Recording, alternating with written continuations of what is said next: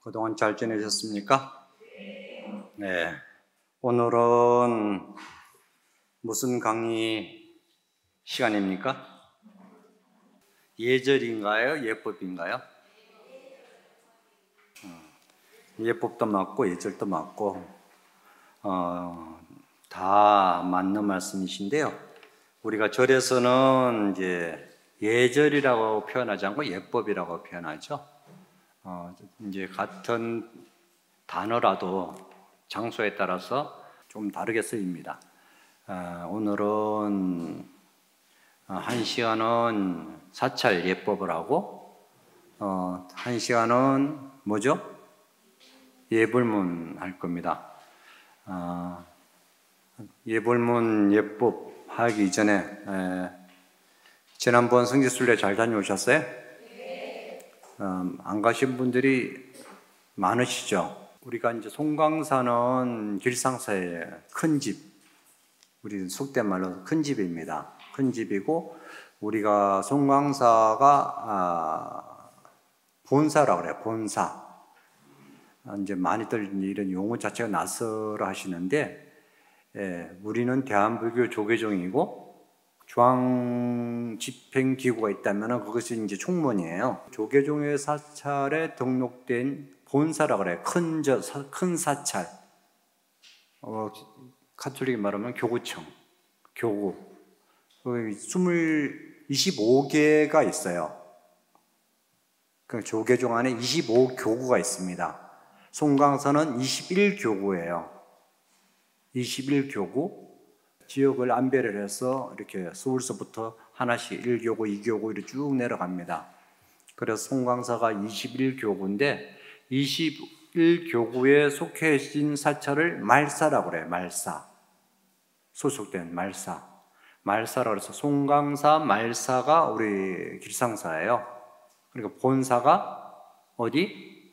송광사입니다. 그래서 송광사는 큰 집이기 때문에 저는 큰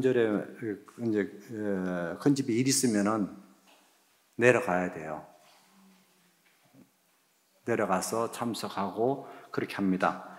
근데 또 큰 절에 가게 되면은 우리가 큰 집에 가면은 우리 사찰하고 규격이 사격이라고 그러는데 사격이 완전히 다르죠. 그래서 큰 절에 가면은 우리가 공부하는 것이 훨씬 이해가 빠르고 수월해요. 왜냐하면 길상사라는 사찰은 원래 절이 아니었잖아요. 절이 아니었기 때문에 사찰에 그런 절을 지으려면 집을 지을 때는 전체 그림을 그리지 않습니까?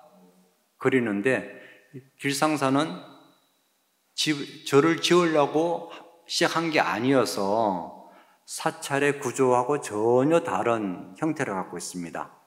그래서 본사, 큰 절에 가게 되면은 사찰의 구조를 알 수 있어요. 사찰의 구조라는 것은 좀 이따 예법에다가 이제 그림 그리면서 알려드리겠는데, 사찰을 들어가게 되면은 일주문이라는 게 있고, 일주문을 통해서 사천왕문이 있고, 사천왕문 들어가서 법왕록 있고, 마당이 있고, 이제 법당 가는 이렇게 구조가 돼. 이거는 공통적인 사찰의 구조예요. 근데 우리 길상사는 절이 아니었으니까 대원각을 개조를 해서 절을 만들기 때문에 전혀 다른 구조를 갖고 있습니다. 그래서 우리 절에 가게 되면은 이제 사찰 예법이라는 게 있어요. 어디 가정마다 예법이 다 다르듯이 사찰 예법은 이거는 절에는 다 같이 통용됩니다. 이 절에는 이렇고 저 절에 그런 게 아니라 절에서는 그래서 우리 불자님들이 교육을 잘 받는 불자님들은 스님들 딱 보면 알아요. 저거는 왕초보,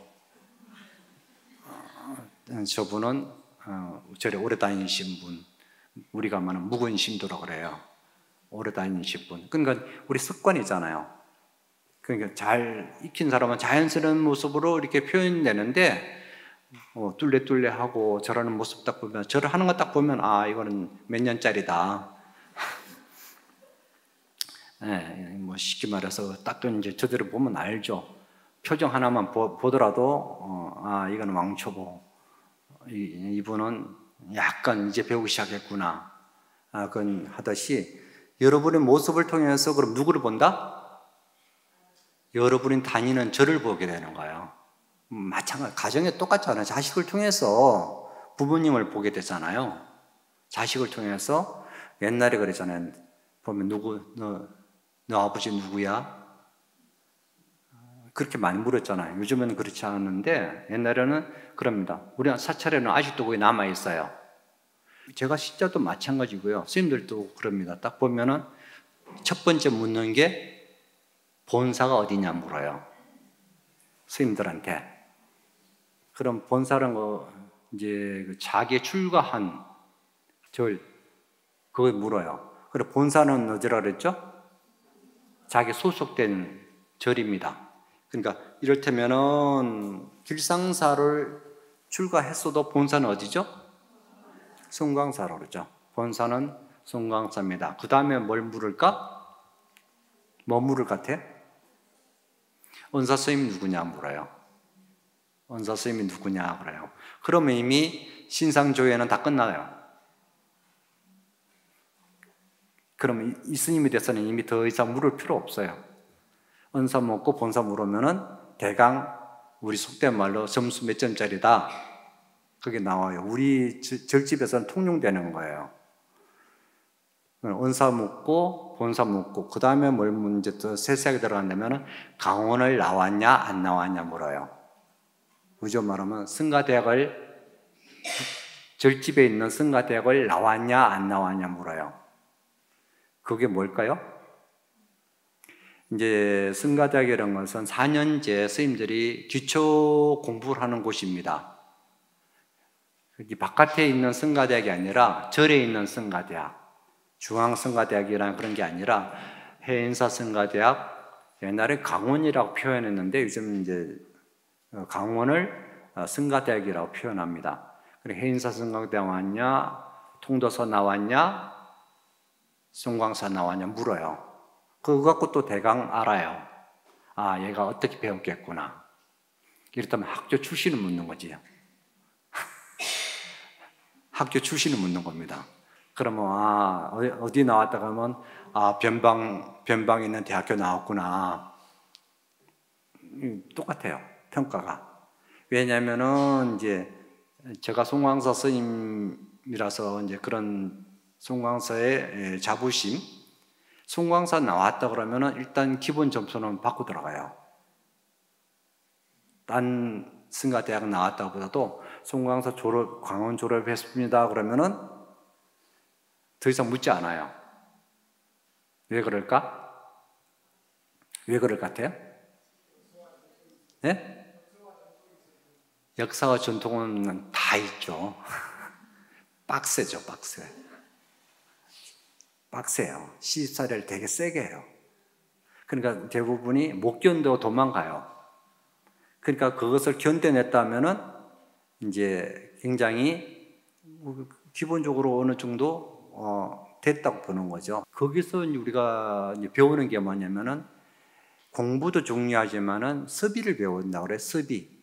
습의가 뭐죠? 생활 습관을 배워요.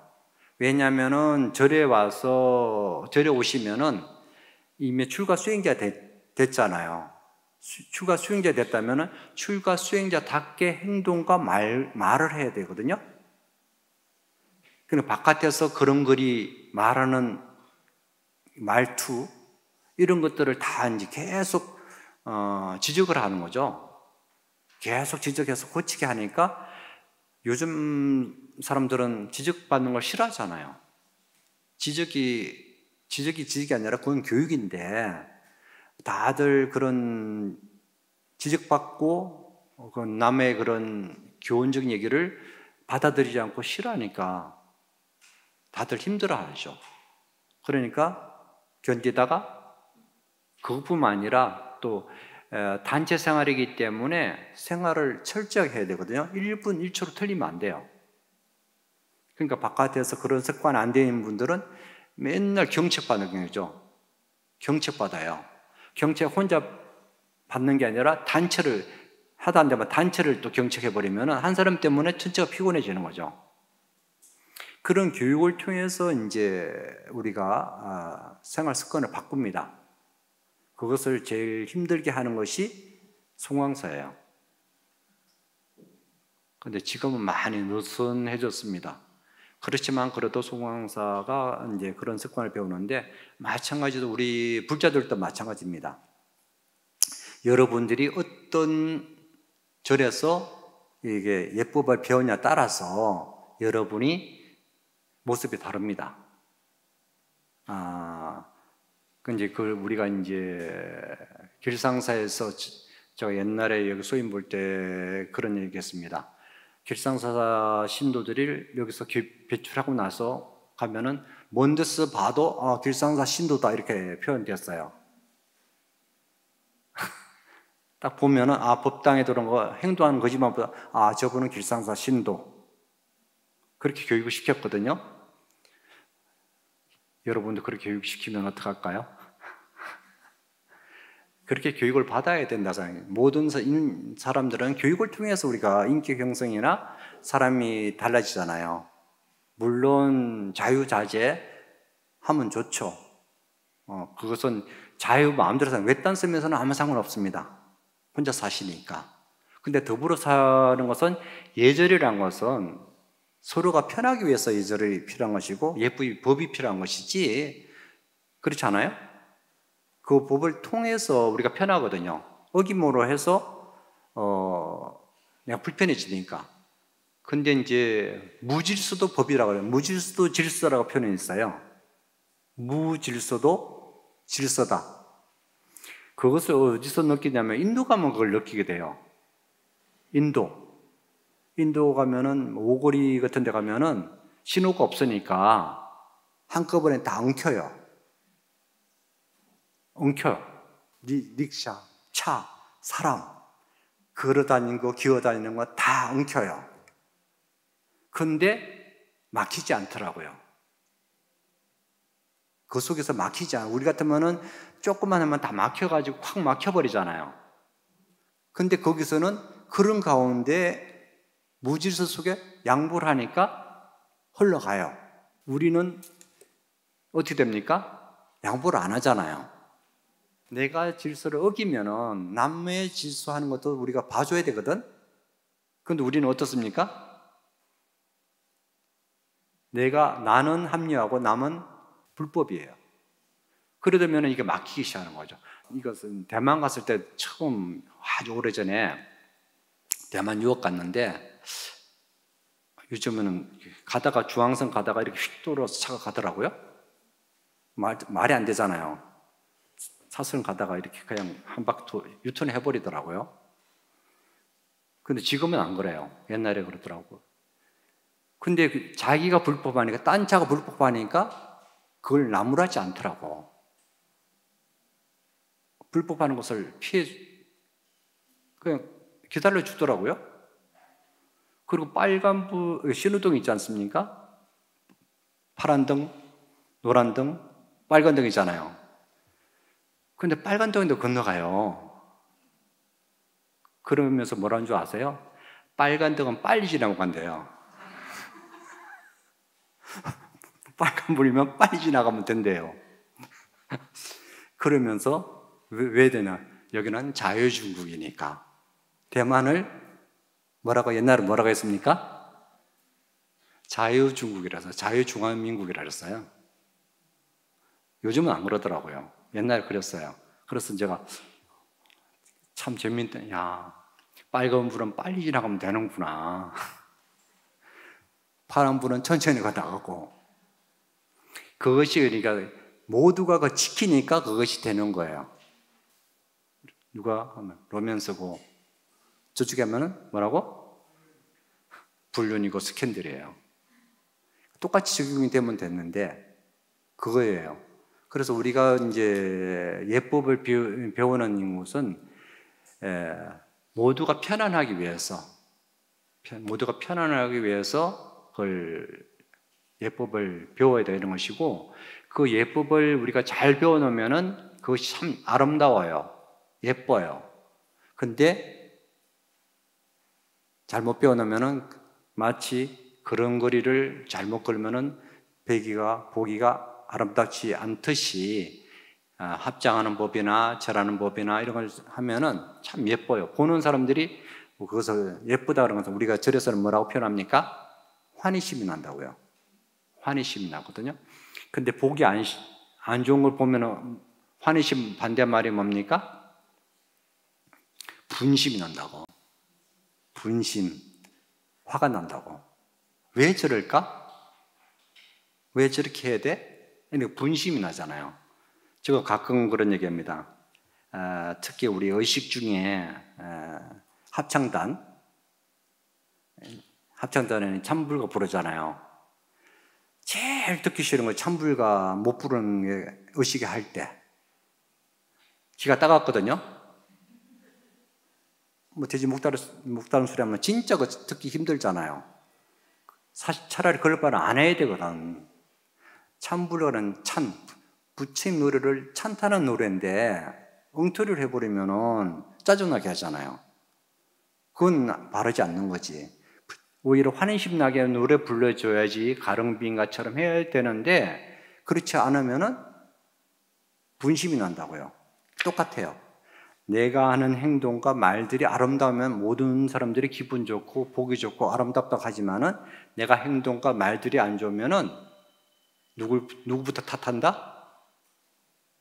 우리 절에서는 누구한테 배웠지? 어디서 불교대학을 나왔지? 이 문반은 어디서 배웠지? 이렇게 됩니다. 그러면 따지면 어디로 옵니까? 화살이? 저한테 오겠죠. 그럼 제가 저 책임이에요. 교육을 잘못 시킨 죄. 제가 이제 그걸 잘 시키려고 노력하겠습니다. 그래서 오늘은 예법을 여기 이제 재수강하신 분들도 계시고요. 처음 이제 수강하신 분들이 계시는데 제가 이 문반에 유튜브 올라간 거 보니까 우리는 다 안다고 생각하는데 유튜브를 통해서 보신 분은 보니까 새로 배웠다는 분들이 의외로 많아요. 그러니까 유튜브를 통해서 불교를 접하신 분들은 아주 신선하게 받아들이는 거예요. 우리 아는 분들은 상식적인 얘기인데 지난번에 단주 얘기했더니 단주와 염주 구별 못했는데 이렇게 구별하는구나. 우리는 다 안다고 생각하시잖아요. 그죠? 그래서 오늘 이 시간은 제가 예법에 대해서 일단 동영상을 보여드릴게요. 동영상을 보여드리고 세세한 부분들을 설명을 해드리겠습니다. 합장은 부처님 제세시부터 전해오는 불교식 인사법입니다. 합장은 두 손을 통해 마음을 모으고 나와 남이 둘이 아니며 모든 생명과 세계가 진리 속에서 하나로 합쳐진다는 중도 사상을 담고 있습니다. 그리고 상대방에게 나의 온 마음을 기울인다는 의미 또한 담겨 있습니다. 이러한 마음 자세로 두 손을 합치는 것이 합장입니다. 그래서 합장을 하면 마음이 차분해지고 정신이 맑아집니다. 합장할 때는 자연스럽게 두 손을 모아 가슴 앞으로 올리되 손끝이 앞으로 기울어지지 않도록 주의를 기울입니다. 합장하는 법 제가 설명해 드릴게요. 합장 한번 해보실래요? 합장. 이게 손 높이가 어디로 가면 좋을 것 같아요? 명치라는데 합장 말 그대로 두 손을 합하는 게 합장이에요. 두 손이라는 것은 너와 나, 중생과 부처가 둘이 아닌 하나. 그거예요. 그러니까 이거 분별이 없는 마음이에요. 가장 존경하는 것이 이거 우리 예법이 아니라 인도 예법이에요. 그런데 하는데 이게 어떻게 하느냐? 이 벌어진다든지 이 공간에 생기다든지 하지 마시고 말로 장을 그대로 딱 붙여야 되고, 이 상태에서 이 명치 부분에서 갖다 대고요. 이렇게 해서 힘을 살짝 주면은 이게 올라가요. 힘 빼버리면 이게 내려가요. 그죠? 힘 주면은 이게 자연스러로 올라갑니다. 올라가는데 이 팔을 이렇게 붙여야 돼요. 근데 이 벌리지 마시고, 이 겨드랑이를 벌리지 마시고 붙여야 됩니다. 붙이고 이렇게 되고 딱 붙이면 됩니다. 이게 그래서 이게 선을 본다면은 코와 이게 중심이 돼야 되는 것이고 어깨와 이게 나란히 돼야 됩니다. 합창법인데요. 이 상태에서 우리가 이제 저두 한문으로 저두를 반배 고개를 숙인다. 저두를 반배예요. 15도 정도. 그러니까 일자 상태에서 고개만 숙이는 게 아니라 일자에서 그대로 이렇게 숙인다 생각하시면 돼요. 고개만 까딱하는 게 아니고요. 합장할 때 반듯하게 쓴 상태에서 15도만 숙이면 됩니다. 이것은 기본이에요. 어디나 스님을 뵌다든지 삼배를 한다든지, 그리고 절을 마지막에 할 때 첫과 마지막은 항상 반배로서 마무리합니다. 삼배를 한다든지 어떤 의식을 한다든지 반배부터 시작하고 반배로 끝납니다.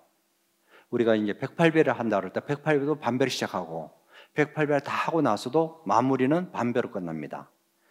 합장 반배. 이제 절에서는 저두 그러는데 반배를 시작하고, 이 상태에서 가장 이제 잘못 배워놓으면은 이 상태에서 허리만 숙여야 되는데 엉덩이 빼버리면 아주 중요해요. 이제 이 상태 그냥 이렇게 숙여야 되는데 잘못 빼어놓으면 쭉 빼가 이렇게 해요. 엉덩이를 쭉 빼면은 아주 보기 아름답죠. 그 다음에 절에서 큰절 한다고 하죠. 큰절.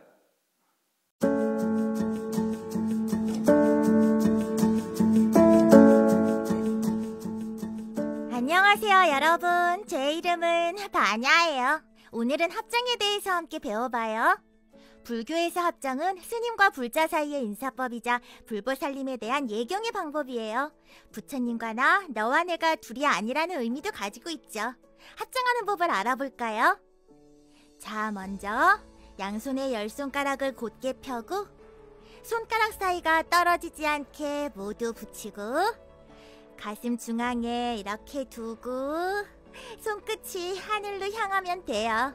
그리고 그대로 고개를 숙이며 합장 인사. 오늘은 여기까지. 성불하세요.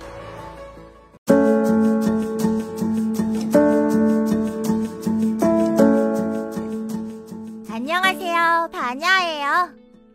오늘은 불보살님께 예경하는 방법인 절에 대해서 알아봐요. 절은 3번 하는데 부처님의 가르침, 그 가르침을 유지하고 전승하는 승가, 즉 삼부에 예경하는 것이에요.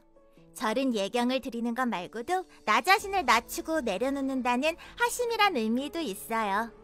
이제 절을 해봐요. 먼저 반배를 해요. 그리고 무릎을 바닥에 대고 앉은 다음에 상체를 두 손 사이로 숙이면서 머리를 바닥에 닿게 해요.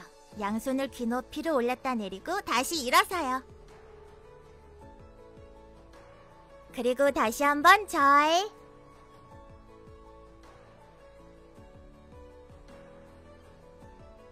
세 번째 절을 할 때는 이마와 바닥 사이에서 합장을 해요. 이건 고두례라고 해서 거듭 불보살님에 대한 존경의 마음과 자신의 발언을 되새기는 거예요. 이제 마지막으로 반배. 오늘은 여기까지. 성불하세요. 애니메이션이라서 그런데 머리가 너무 크잖아요. 이제 곧 절을 할 때 저는 이게 절을 하고 나서 이 손을 뒤집어서 귀까지 올라가야 돼요. 이렇게 해서 이렇게 올라가 이렇게 돼야 되거든요. 이게 무슨 뜻이냐면은 우리가 이제 부처님한테 절할 때 내가 그 발 밑에 절을 하잖아요. 절하는데 부처님을 여기 손 위에 모신다는 뜻이에요. 부처님이 이렇게 모시는 거예요. 그러니까 내가 가장 낮은 자세로 낮추는 작업이에요. 그런데 이 손을 해서 그런 대부분의 그런 얘기합니다. 던지지 마라. 부처님 얹어놓고 빨리 한다고 모시는 게 아니라 부처님을 던지고 일어나고 던지고 일어나고. 이게 왜 공손하게 절해서 살그머니 모셔야 되는데 빨리 하니까 던지고 일어나고 던지고 일어나고. 모시는 동작인데 그걸 알고 아시면은 던지지 않겠지, 그죠? 그리고 이제 그렇게 반복해서 귀까지 올려야 돼. 귀까지 올리고 마지막에 하는 동작이 뭐냐면 방금 뭐라 그랬죠? 고두레라고 그래요. 고두레. 이 여기는 저기 애니메이션에 뭐 여기서는 이제 동작이 분명히 잘 안 나왔는데 합장을 해서 이마에 돼요. 이마에 된 상태에서 이마에 됩니다. 이렇게 컨절하는 것을 우리가 오체투지라고 그래요. 오체투지. 왜 오체투지냐면은 왜 오체투지죠? 두 무릎, 두 팔, 머리 5군데가 다 땅에 닿는 거예요. 그리고 5군데가 땅에 닿기 때문에 오체투지라고 그래요. 티벳 같은 경우는 오체투지가 아니라 무슨 투지일까요? 전신투체예요. 우리처럼 이렇게 절하는 법이 없어요. 거기는 그냥 쭉쭉 완전 뻗어요. 이렇게 여기 해서 이를테면은 우리는 지금 이게 무릎과 팔이 닿으니까 4개잖아요. 그죠? 4개 상태에서 머리 닿으니까 5개가 닿잖아요. 그죠? 근데 티벳은 이렇게 뻗어 이렇게. 완전히 전신투체라고 그래. 그래서 온몸이 땅에 다 닿는 거죠.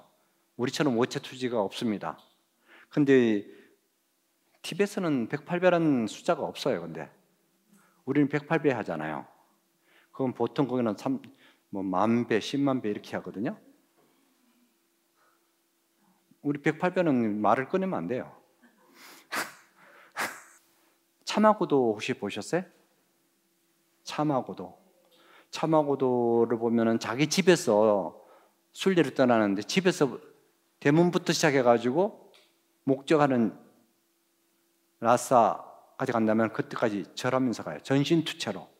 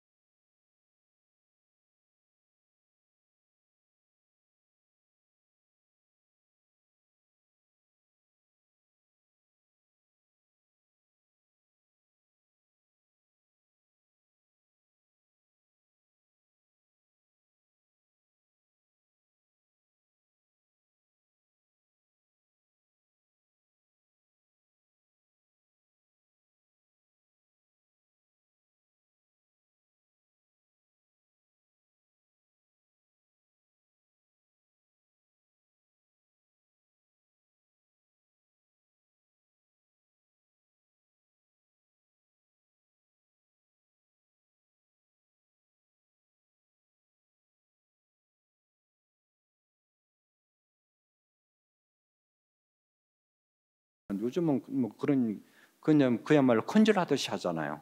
그죠?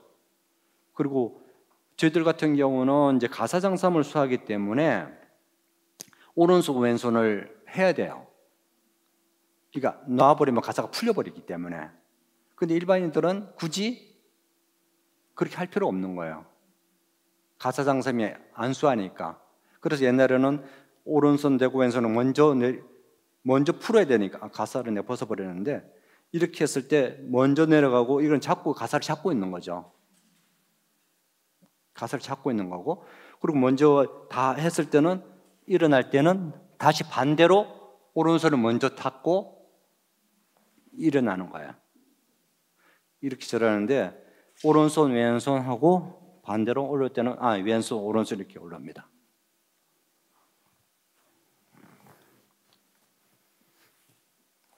근데 이걸 보면은 저건 몇 년짜리 딱 표시 나거든요.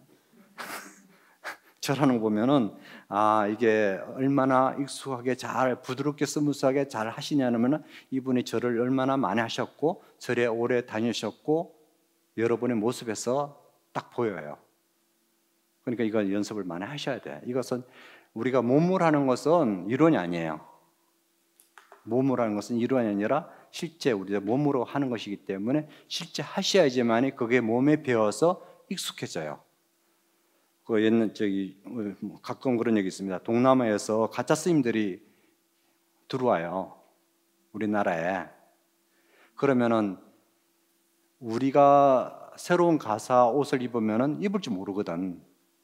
옷을 주고 입어보라 하면은 우리가 남방 가사를 주면은 우리 입을 줄 모르잖아요.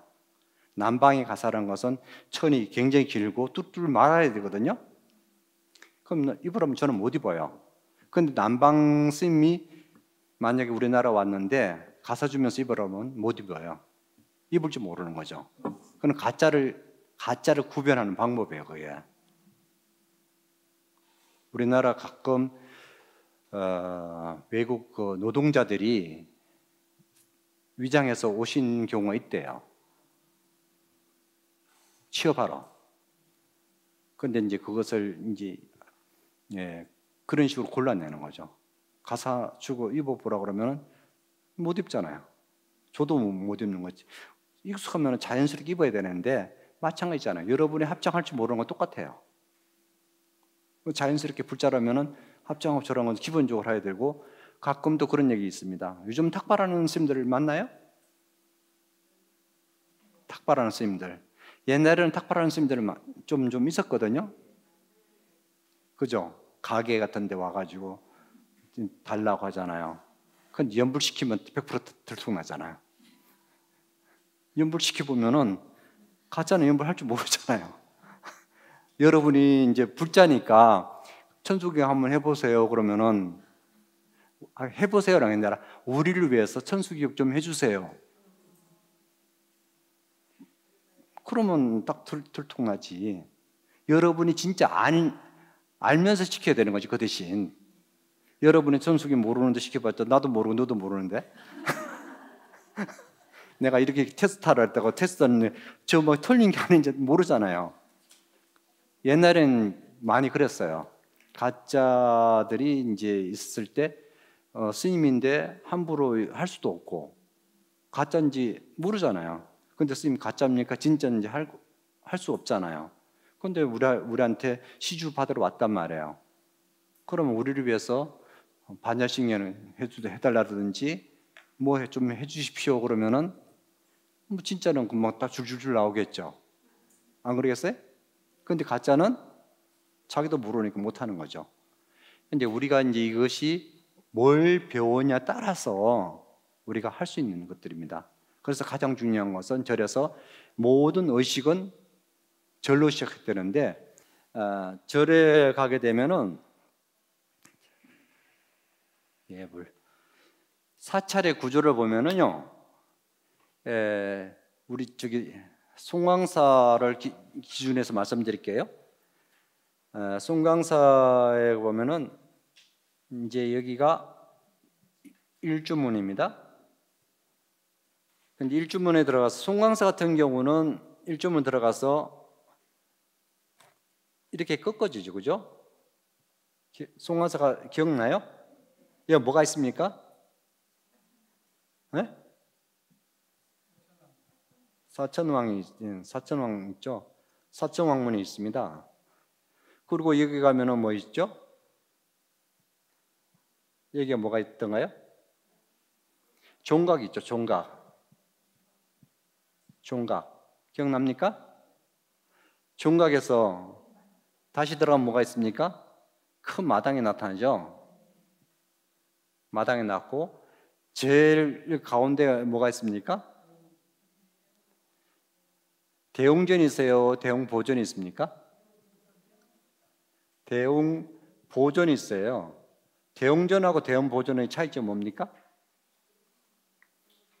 네? 뭐 당연히 알면 이상하죠. 아시면 좀 이상하죠. 대웅전하고 대웅보전하고 차이점은 여기가 대웅전하고 대웅보전 보자 하나 따라서 여기는 부처님이 본존불이 서가모니 부처님 계시고 과거의 연등불과 미래의 뭐예요? 아미타 부처님 계십니다. 삼존불이 계셔요. 삼존불이 계시면은 대웅보전이 됩니다. 삼존불이 계시면은 그냥 부처님에게 본존불만 계시면은 대웅전이고요.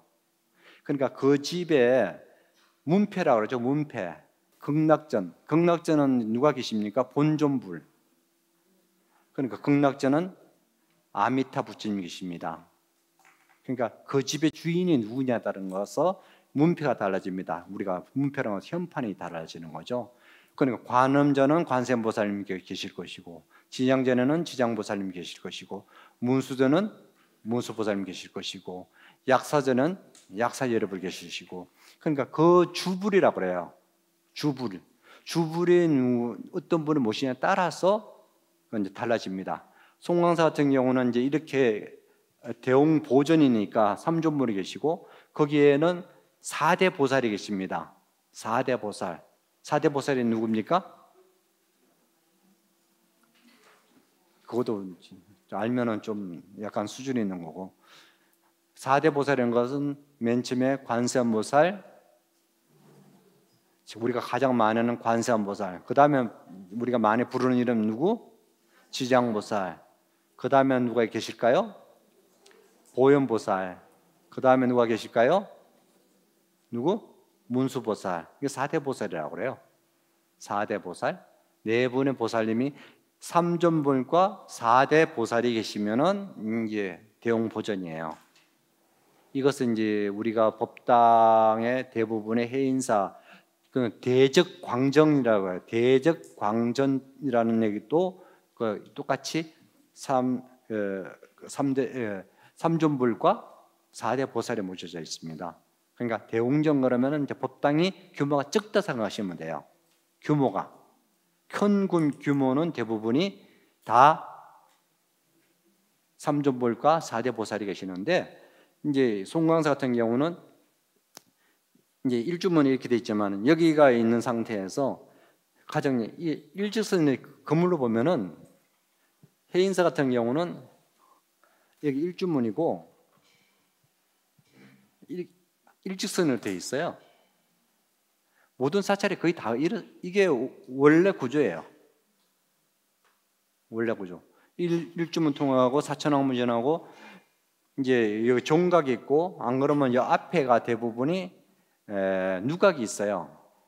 법성료, 사자류 뭐 이렇게 약간 해가지고 옛날에는 이제 건물들이, 지금은 건물들이 대웅전이 다 커졌는데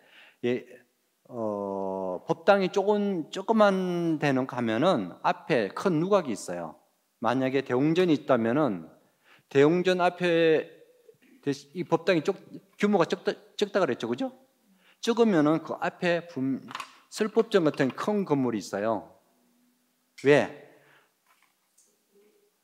여기서 이제 법회를 하면 같이 하는 거예요. 그러니까 이것도 중요한 부분인데 법당하고 불당하고 다릅니다. 법당하고 불당. 우리는 법당과 불당을 같이 혼용해 쓰는데 실제로는 불당은 부처님 모신 게 법당이고요. 법당은 설법할 수 있는 것이 법당이에요. 그 대표적인 건물 양식이면은 법주사 가면은 팔상전인가 무슨 지죠? 거기 가면 부처님이 조그만 가운데 모셔져 있고 공간이 좁잖아요. 그것을 법당이라고 그래요. 원래 사찰 구조는 부처님이 가운데 모셨어요. 가운데 모셨습니다. 가운데 모셨는데 이 부처님이 점점점 밀려났어요. 밀려나가지고 이제 벽에 붙는 거예요. 왜 그럴까? 불당과 법당이 같이 서기 위해서 그런 거야. 그래서 옛날 건물 양식 보면은 여기가 좁고 여기에 설법할 수 있는 공간을 따로 만들었던 거예요. 이거는 법당이고 여기는 설법을 할 수 있는 같이. 그래서 이게 야단법석이에요. 야단법석 뭔지 아십니까? 덜 야자예요. 오픈된 공간에서 법회하는 거예요. 야단법석이 바깥에 말하는 야단법석은 뭐 시끄럽다는 얘기잖아요. 그런 게 아니라 바깥에 들녘에서 법회하는 거. 큰 공간에서 법회하는 야단법석이라고 그래요. 우리는 이제 불교 용어가 굉장히 와전돼 가지고 나쁘게 쓰는 경우만, 야단법석 같은 경우도 시끄러운 곳을 야단법석이라고 하는데 바깥에서 큰 야단, 들녘에 법산을 세워서 법하는 장소, 그게 야단법석이에요. 이해돼요? 이런 공간이 아니라 바깥에서 큰 공간에서. 그래서 이제 절에 가면은 개불대라는 거 아시죠? 왕초보들. 그래서 옛날에 개불대라 가서 이제 법당에 찍으면은 그래서 옥외에 부처님을 모셔요. 개불제라는 얘기는 들어보셨죠? 큰 탱화를 바깥에 부산 걸어놓고 법회하는 거, 그게 야단법석이에요. 초파리 아니라 큰 법회 때 할 때 부처님을 그때는 개불대에 모셔놓고 걸어놓고 법회를 하는 거예요. 그래서 그 개불대라고 지금은 옛날 사찰을 가면 개불대는 다 있어요. 지금도. 요즘 새로 짓는 데는 없는데, 그래서 개불제 하는 데가 요즘 와서 많이, 송광수도 개불제 하고요. 큰절에서 개불제 많이 합니다. 요즘에서. 옛날에는 저도 송광사 스님인데 40년 동안 괴짝만 보고 한 번도 못 봤어요. 근데 몇 년 전에 그걸 꺼낸 거예요. 송광사 개불제를 해가지고. 한 번도 그것을 야단법석 하지 않았기 때문에. 그러니까 몇 년 전에 우리는 그 밑에 계속 지나다니게 했거든요. 근데 안에 뭐가 있는지 우리 본 적이 없는 거야. 근데 그걸 꺼내놓으니까 10m, 6m예요. 그러니까 그것을 바깥에 걸고 야단법석 하는 거예요. 그게 야단법석이에요. 절집 용어입니다. 이판사 하는 뜻이 뭡니까?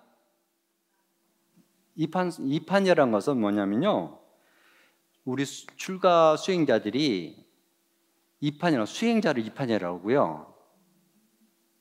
그러니까 행정 보시는 분이 사판이라고 그래요. 그런데 전혀 다르게 이게 해석되고 있는 거예요. 이판, 사판. 이판은 이거 선방에 다니는 스님들 있지 않습니까? 그게 이판이라고 그래요. 그 저같이 소인 보면 사판이 돼버려요. 근데 이판, 사판이 경계가 없어요. 근데 내가 주지를 그만두고 선방 가면 뭐예요? 그러면 이판이 되는 거예요. 또 선방 다니다가 소인 보면은 사판이 되는 거예요. 그러니까 경계가 없어요. 근데 우리는 바깥에는 뭐라 그러죠? 이판, 사판 그러면은 말이 안 되는 거죠. 불교 용어 설명하면 재밌는 게 너무 많아요. 근데 지금 잘못 왜곡돼 가지고 사용되고 있어요. 잠깐 쉬었다 할게요. 네. 여러분이 우리 일주문에 들어오자마자 어떻게 하고 들어와야 돼요? 합장 반배. 합장 반배하고 들어옵니다. 그리고 마찬가지예요. 딴 절에 가서도 모든 절에 들어가면은 합장 반배하고 들어갑니다. 조금 전에 우리 이제 수강생이 얘기했는데 앞에서는 이참문에 막존지혜라 그런 얘기 써놨거든요. 주련이라 그래, 주련. 그게 뭐냐면은 이참문내 이 안에 들어오면은 막존지혜라 세상의 아르마리를 다 버리라는 얘기예요. 그것을 이제 일주문이라는 의미가 뭐냐면은 이 문 하나 사이에 우리가 말합니다. 세간과 출세간을 나눠요. 세간 어디죠? 우리가 사는 게 세간이에요. 출세간은 뭡니까? 출세간이에요. 스님들의 세계예요. 그러니까 차한과 피한이라고 표현하거든. 차한은 중생계, 피한은 열반의 세계. 차한, 피한. 중생계과 출세간. 그것을 일주문을 경계합니다. 일주문에. 그리고 우리 저들이 출가하면은 출가하고 일주문 딱 들어가는 순간 일주문 밖에 못 나가겠어요. 나가면 허락받고 나왔어요. 왜냐하면 세속을 나가는 거니까. 이게 문 하나 사이에 세간과 출세간이에요. 근데 출가를 했으니까 출세간이 돼버렸잖아요. 출세간이 되고 나서는 바깥에 못 나가는 거예요. 지금은 우리는 마음대로 왔다 갔다 하지만은 그게 일주, 진리는 하나라는 뜻이거든요. 진리는 하나인데 이 출세간에 왔으면은 세상의 바깥에 있는 아르마리는 다 버리라는 얘기예요. 막존지혜라. 바깥 것은 시시비비를 논한다고 하거든요.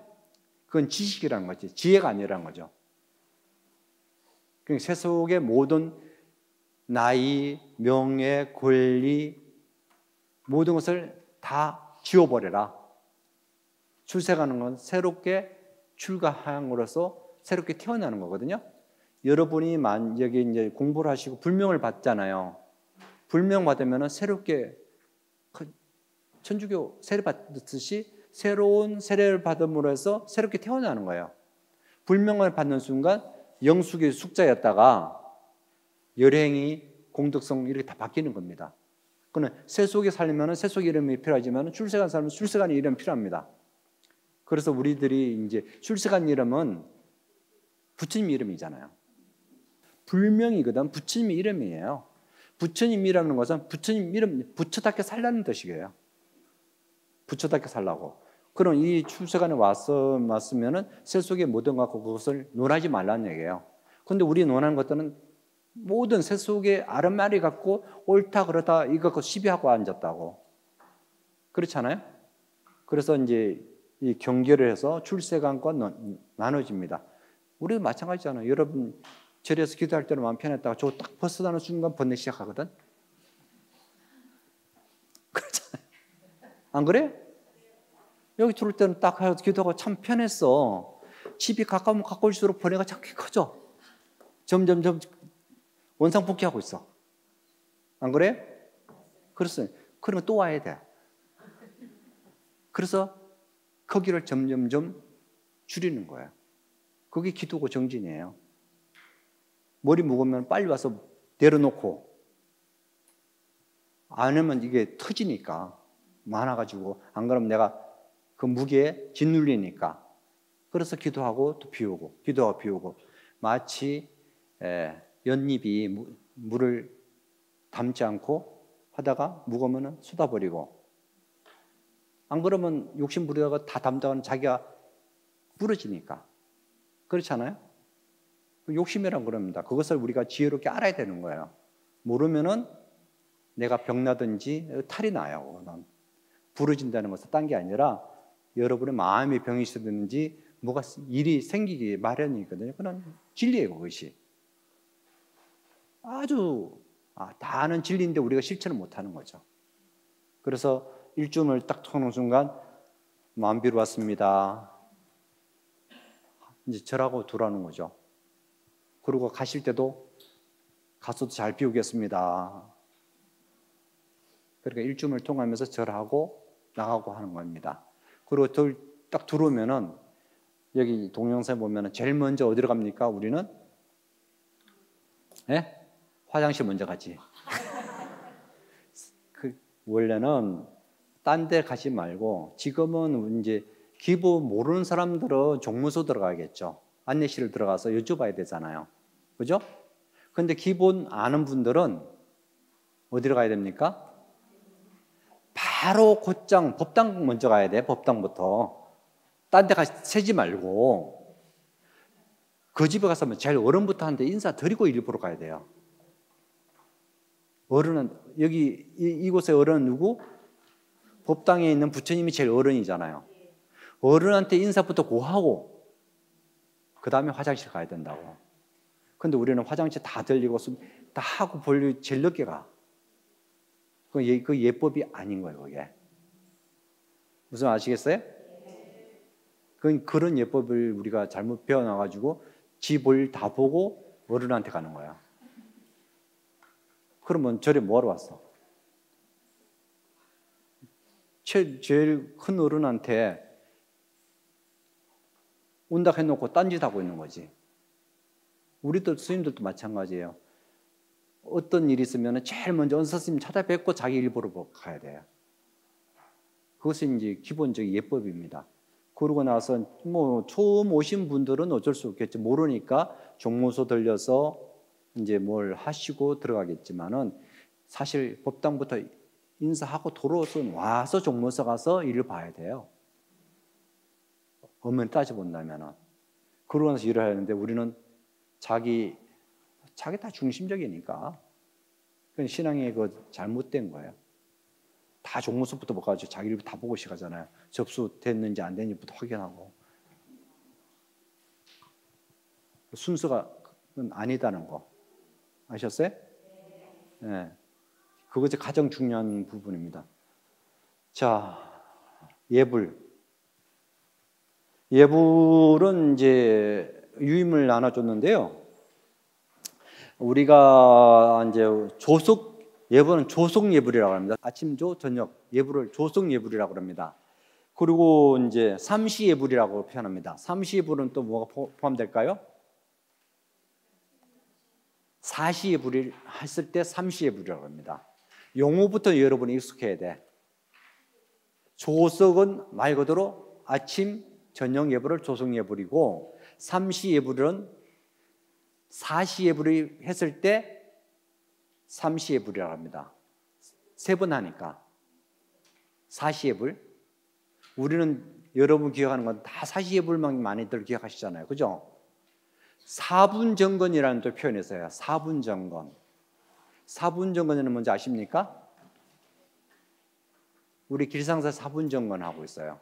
네 분 기도하는 것을 사분정건이라고 그래요.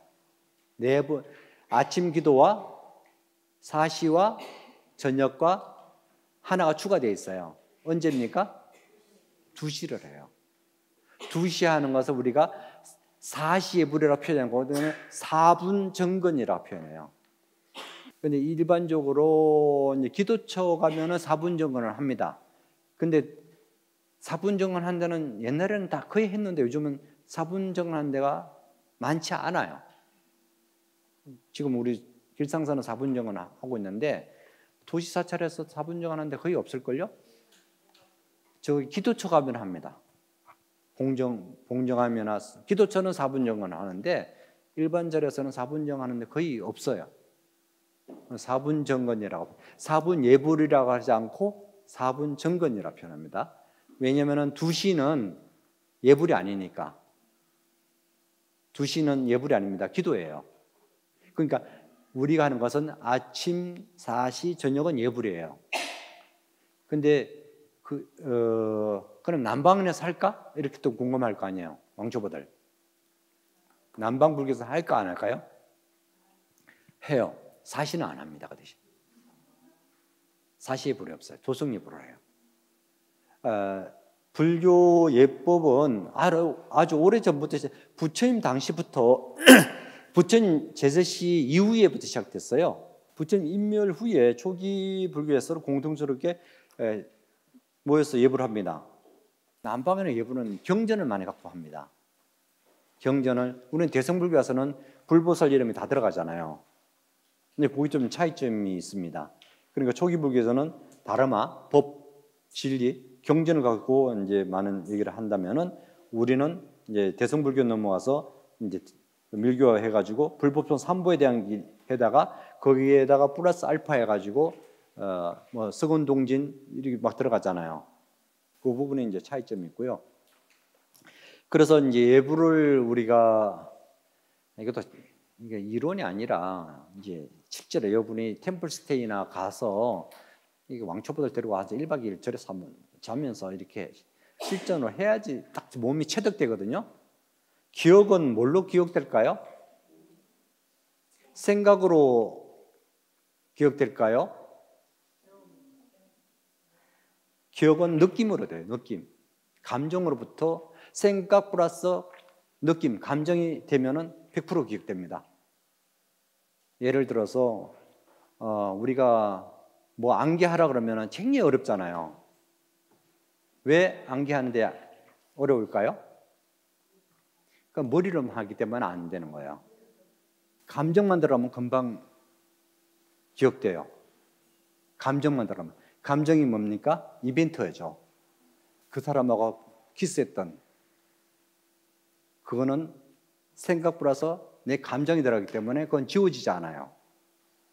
기억하고 싶지 않아도 기억해야 돼. 그렇지 않아요? 그럼 내가 기억하고 싶어서 기억되는 게 아니에요. 내 느낌이 들어가 버렸기 때문에 그는 자동적으로 기억돼 버립니다.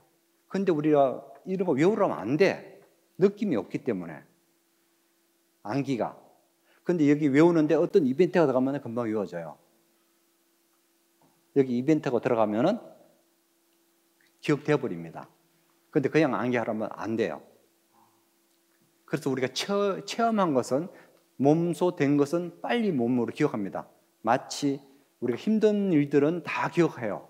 몸이. 근데 편안했던 것은 거의 그때만 좋았지 지나가면은 다 휘발성이 강해서 다 날아가고 없어요. 그건 예불도 마찬가지입니다. 이론으로 배우는 게 아니라 실제 예불을 참석해 봐야지만이 확 와닿아요. 내가 절하면서 같이 느낌이 플러스 알파 되면은 감동으로 확 와버리잖아요. 그럼 빨리 기억되죠. 그래서 예불은 여러분들이 특히 공부로 끝나지 마시고 몸소 해보셔야 돼요. 그래서 예불 중에서도 이제 조성 예불과 아침 예불과 저녁 예불이 있는 내용이 달라요. 근데 그 이전에 큰 절 같은 경우는 예불하는 순서가 있습니다. 어떤 순서가 있을까요?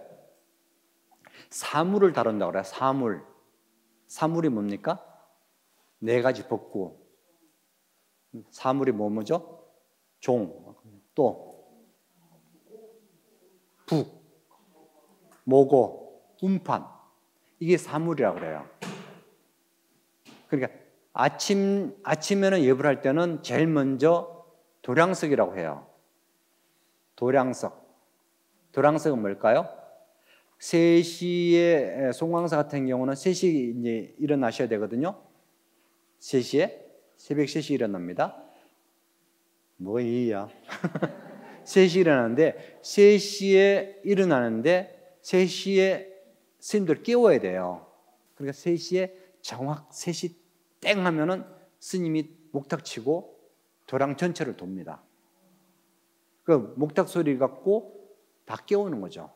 지금은 알람이 있어가지고 뭐 다 알아서 하시게 하지만은 일단 그것을 단순히 깨운다는 게 아니라 사물을 다 깨우는 거예요. 이 같이 공존하는 모든 그 도량설에서 그 스님은 절 한 바퀴를 전체를 한 바퀴 돕니다. 그 도량설에서 도량을 깨우는 작업을 합니다. 그리고 도량설 끝난 다음에는 그 다음에 이제 사물을 다루는데 그 맨 처음에 복고가 뭡니까? 북이에요, 북. 북이 뭘로 만들어졌습니까? 가죽으로, 소가죽으로 되어 있어요. 소가죽. 그 축생이에요, 축생. 축생이에요. 그러니까 사물에 다 의미가 있어요. 그러니까 북은 축생으로 만들어졌고 소가죽으로 만들어졌고요. 그 다음에 뭡니까? 운판이라고 그랬는데 운판 운판이라는 것은 여러분 아십니까? 여러분이 저기 종고루라고 복고루, 종고루 하는데 보면은 한번 유심히 보시면은 구름 모양으로 이렇게 된 구름 모양으로 만들어가지고 걸려 있는 게 있어요. 이게 운판이라고 그래요. 구름 문자 쓰거든요. 구름 모양이 걸어놓은 거 있습니다. 운판을 칩니다. 운판은 뭘 뜻할까요? 날아다니는 축생들. 날아다니는 축생들을 의미합니다. 운판이 있고 그 다음에 또 뭐 있을까요? 모고가 있어요. 모고가 뭔지 아십니까? 목탁의 변형이에요. 모고의 변형이 목탁이에요. 목탁이 변형이 모고입니다. 모고가 축소돼 가지고 목탁이 된 거예요. 그 모고는 말 그대로 뭐죠? 고기. 그러면 고기는 뭘로 하죠? 물속에 사는 어류. 그러면 또 한 가지 남았습니다. 뭐가 남았습니까?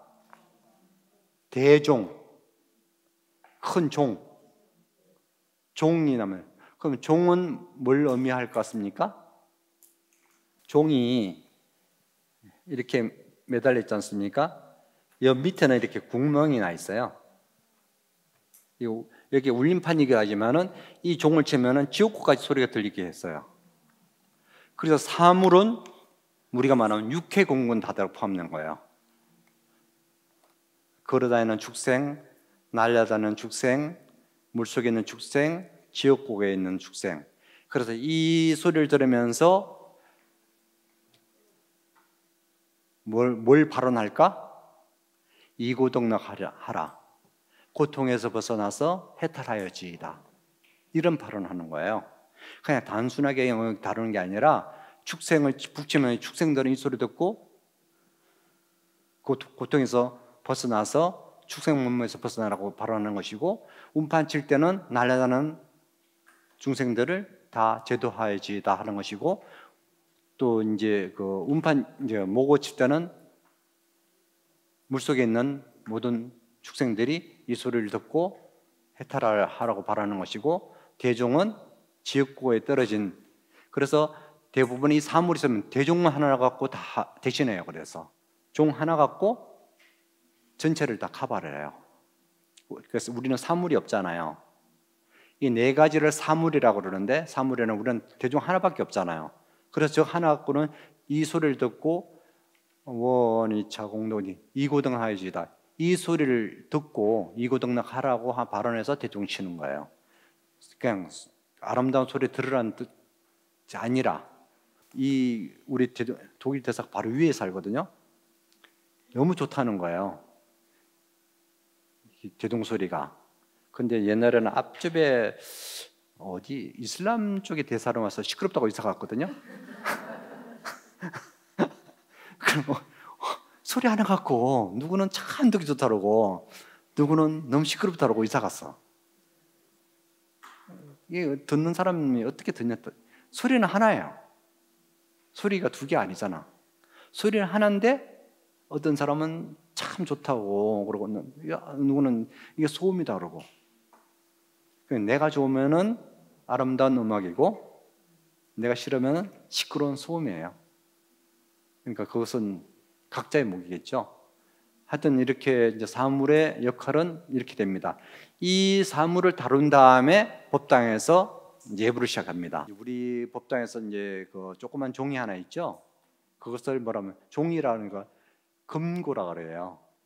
그 금고를 치면서 이제 아침에 종송을 한다 그래요. 종송을 하고 어떤 얘기하면은 이제 아침에는 뭘 한다? 다계를 해요. 다계. 여기 보니 여기 써놨어요. 아침에는 다계하고 저녁에는 5분 정리를 합니다.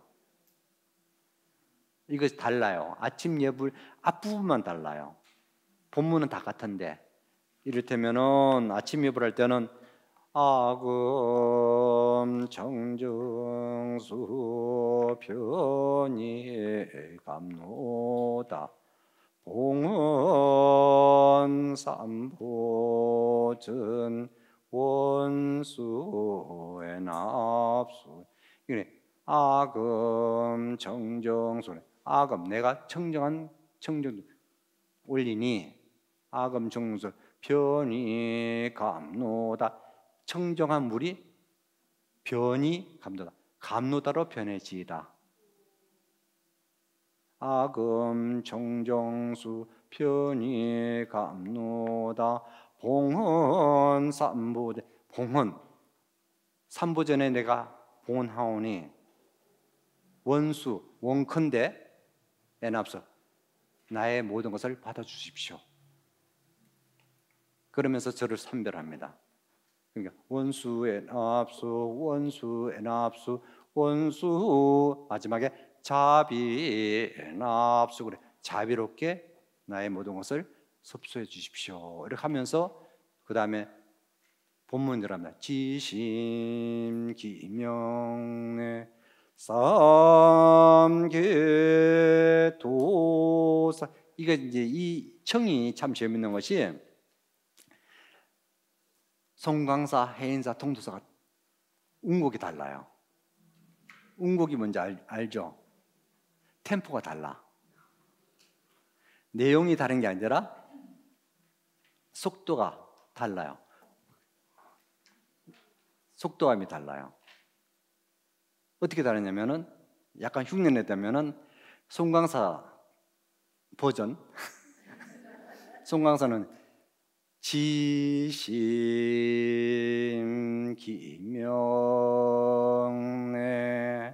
삼계 도사 사생 자부 쭉쭉 늘어나는데 해인사 지심 기명내 삼계 도사 사생 자부 이렇게 가요. 군가 같아. 군가. 우리가 생각하는데 자기는 박력 있다 그래. 해인사는 박력 있다 그래요.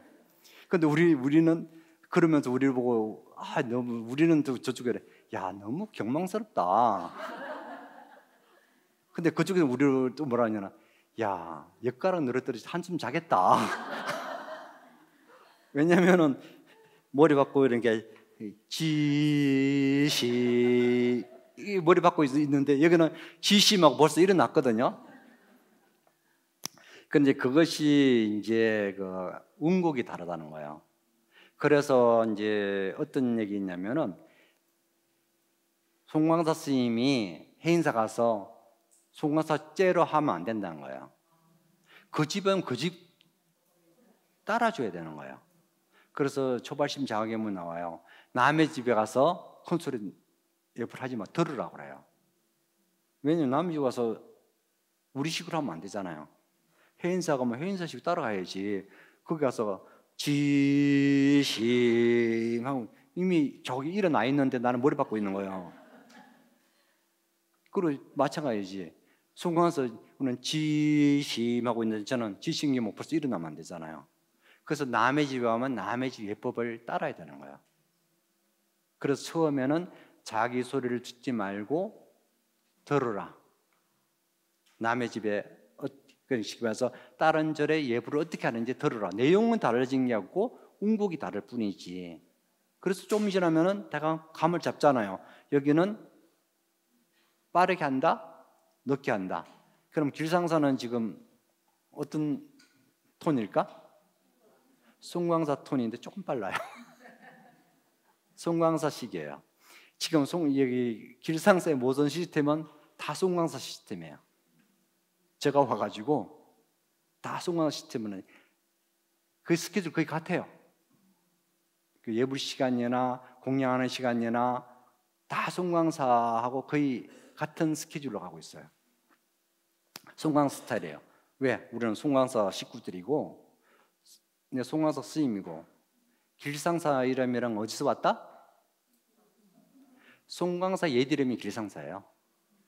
송광사의 옛 이름이 길상사예요. 모르구나. 모르셨어요? 왜 길상사인지 모르셨어요?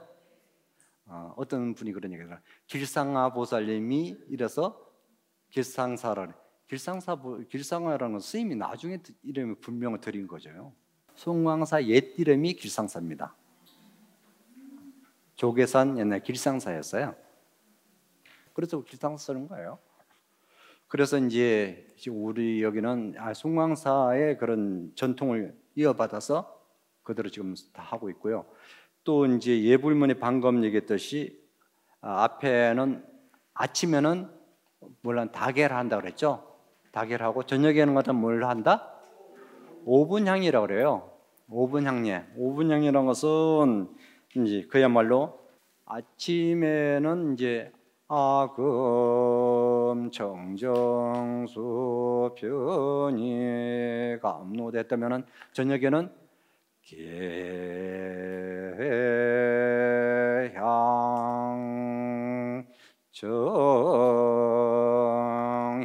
정향 이렇게 이제 개향, 정향, 해향, 해탈향, 해탈직연향 이게 5가지 향이에요. 그러니까 개정해는 사막이에요. 개정해, 사막, 개향, 정향, 계율의 향기. 계율은 것은 우리가 청정성, 바르게 사는 것이 계율의 향기. 정향, 정진의 향기. 정향, 해탈, 개향, 해탈. 해탈이라는 것은 뭡니까? 모든 것을 개향, 정향, 해양, 해양을 지혜의 향기. 개정의 사막이에요. 우리가 궁극적으로는 개정의 사막을 닦는 것이 목적이에요. 개정의 사막을 닦아야지만이 우리가 승부를 할 수 있거든요. 이것을 절집에 보면은 처마 있잖아요. 이게 처마에 여러분 공부하시니까 이제 한번 보십시오. 기와이리 처마 보면은 옛날 절집에 가면은 동그란 거에다가 여기 이렇게 그린 그림을 볼 수 있어요. 이제 여러분 공부하셨으니까 이게 뭘 뜻하면은 개정의 사막을 의미하는 거예요. 절집에 그 오래된 절집에 가면은 이 처마에 이렇게 다 거의 다 이렇게 다 그려놨어요. 우리 여기 있잖아요. 여기 옆에 개정의 사막이라는 뜻이거든요. 개정이라는 것은 말 그대로 계율은 기초공사예요. 집을 짓는데 기초공사. 정이라는 것은 기둥. 네? 기둥이 있어야 되죠. 그러면은 이게 없이 기둥을 있을 수 없고 이게 기둥이 있어야지만이 집이 되겠죠. 그래서 이것은 하나만 뺐어 아니라 빼면은 집이 안 되는 겁니다. 그럼 가장 중요한 것이 뭡니까? 그러면은 기초공사겠죠. 그러니까 바른 삶을 살아야 되는 거예요. 바른 삶을 살지 않고는 정이 생길 수 없습니다. 또 정진을 하지 않고 지혜가 생기지 않잖아요. 그래서 이것은 하나만 봐줘도 승입이 안 됩니다. 그래서 이제 개정하고요. 해탈향. 해탈이라는 것은 뭡니까? 모든 번뇌로서 벗어나는 것을 해탈을 향인 것이고, 해탈직연인 것은 해탈에 대한 바른 이해와 견해를 말한 것을 해탈직연이라는 얘기입니다. 이것을 이제 5분 향례라고 얘기하고요. 그건 유인물에 있는 거 참고하시고, 그 다음에 칠정례라고 표현합니다. 칠정례는 왜 칠정례일까요? 7, 7번 절한다는 뜻이에요. 근데 이제 예불 하러 오셔가지고 참석해서 모르신 분들은 왜 그렇게 절을 많이 하냐고 그러는데 7번밖에 안 하거든요. 예불 하는데 딱 7번밖에 안 해요. 모르는 분은 7번이 되게 많게 느껴지는 거예요. 우리가 절에서 예불 한다 그러면 모르신 분들은 왜 그렇게 절을 많이 하냐고 그러는데 7번밖에 안 해요. 예불할 때 7번밖에 잘 안 한다고. 거기 칠정례예요. 7번 절한다는 것이 칠정례예요. 그 지신기명례를 7번 하는 거예요. 그래서 지신기명례를 그 예불할 때는 칠정례를 합니다. 그러면 7번 하는데 송광사는 8정례를 해요. 왜 팔정렬을 할까? 거기는 차사상건주에 대한 절을 한번 해요. 그런데 모든 사찰들은 거의 다 칠정렬을 합니다. 그런데 송광사나 여느 사찰들은 창건주에 대한 예를 올리기 때문에 팔정렬을 해요. 그러니까 송광사는 차사창건주, 해린선사 이렇게 하면서 한번 팔정렬 절을 8번 합니다. 이것이 이제 우리가 예불 하는 겁니다. 아침에는 뭐 한다? 다계를 한다고 표현해야 돼요. 다계. 저녁에는 뭐 한다? 5분 향례. 그리고 절을 할 때는 뭐 한다? 칠정례를 한다. 사시예불은 그럼 뭐 할까? 사시예불은 아침이 아니잖아요. 그럼 뭐 하죠? 5분 향례를 하죠. 아침에 새벽에만 우리가 청정수 물을 올리잖아요. 다계를 하잖아요. 새벽에만 다계하고 저녁이나 단 것은 다 5분 향례를 합니다. 새벽에만 다계하고요. 그 어떤 절에는 또 다계 안 하는 사찰도 있습니다. 그냥 그것도 5분 향례 하는 데가 있습니다. 근데 보편적으로는 아침 예불은 거의 다 다계를 하고 그 다음에는 다 5분 향례를 합니다. 아셨어요? 대강 이해 왔습니까? 다행입니다. 이해 왔어. 자, 시간상으로 이제 내용은 여기 보면은 제가 여러분이 여러분의 쉽게 이해하게끔 제가 했거든요. 어려운 용어를 안 썼어요. 어려운 용어를 안 썼기 때문에 아마 이 유인 보시면은 이해하기 쉬우실 거예요. 내가 모르는 것은 다른 도반들도 모른다. 대신 내가 질문한다 생각하시고 부담 갖지 말고 질문하세요. 예? 예? 예불 시간요. 지금 전통적으로 3시에 기상하고 3시 예불해요. 전통 사찰들은. 근데 요즘 와서 조금 달라진 것이 에피소드가 있어요. 해인사 통도사가 지금 4시 예불하거든요. 바꿨어요. 너무 빠르다 그래놓고. 근데 전통적으로는 3시예요. 근데 제가 들은 얘기예요. 해인사 통도사 자기 바꿔놓고 우리 송광사는 3시 하거든요. 그러니까 주지스님들 모여가지고 야, 송광사는 절대 바꾸지 마. 자기들은 다 바꿔놓고. 전통이 좋다는 거지. 편리 위주로 바꿔놓고 우리만큼은 니네들은 전통 지켜. 그런데 송광사는 지키고 있어요. 해인사 통도사는 4시로 바뀐 걸로 알고 있습니다. 근데 옛날부터 3시 예불이에요. 그러니까 이제 그 예불 시간은 동하절기, 동절기, 하절기가 나눠졌습니다. 아침 예불은 변동이 없습니다. 저녁은 6시, 7시 바뀌어요. 해가 길고 짧으니까. 겨울 되면은 이제 7시 되면 깜깜하잖아요. 나중에 12월 되면 6시도 깜깜해지거든요. 그래서 하절기와 동절기에는 전용 예불 시간이 1시간씩 왔다 갔다 해요. 어떤 데는 30분 바뀌기도 하고, 우리가 동절기로 10월달부터 동절기로 표현하거든요.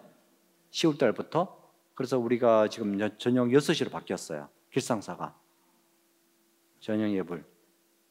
겨울 이제 하절기 되면은 봄 되면은 7시로 바뀌고요. 예불 시간에 좀 왔다 갔다 하고 사시 예불은 변동이 없고요. 사시는 말 그대로 사시예요. 이름이 사시니까 10시. 절에서 이제 사시 예불하는 것은 사시공양이라고 표현하거든요. 우리가 사시공양이라고 표현하는 것은 우리가 계율상으로는 12시 땡 하면 못 먹게 돼 있어요. 그러면 점심 12시 땡 하면은 육장에는 못 먹게 돼 있어요. 그러니까 12시 이전에 다 끝내야 돼요. 절지 보면은 다 의식이 행사가 그래서 12시 이전에 다 웬만하면 다 끝냅니다. 1시 하는 것은 특별한 행사고요. 공양한다면은 12시 전에 다 끝내야 돼요. 규율이 그렇게 돼 있어요. 물론 약간 융통성이 있긴 한데요. 그런데 그걸 기준으로 해서 모든 행사를 잡습니다. 절에서는. 왜 절에는 아침에 그 시간만 하시냐고 하시는 분들이 계세요. 그건 몰라서 이제 부처님 교육을 몰라서 하시는 거거든요. 스님들 공양이 그렇게 하게 돼 있어요. 원래는 12시 넘어서는 먹지 말아 돼 있거든요. 그런데 그 남방의 계율이거든 사실. 남방에는 오불식 하기 때문에. 오불식이라는 뭐냐면은 오후라는 개념은 12시 중심이거든요. 12시 넘으면 먹으면 안 돼요. 근데 우리는 저녁 먹잖아요. 이거 이 얘기하면 또 길어지니까. 공부할 게 너무 많아요. 그죠? 그래서 공부는 끝이 없어요. 오늘 강의해 주신 주지 스님께 큰 박수 부탁드리겠습니다.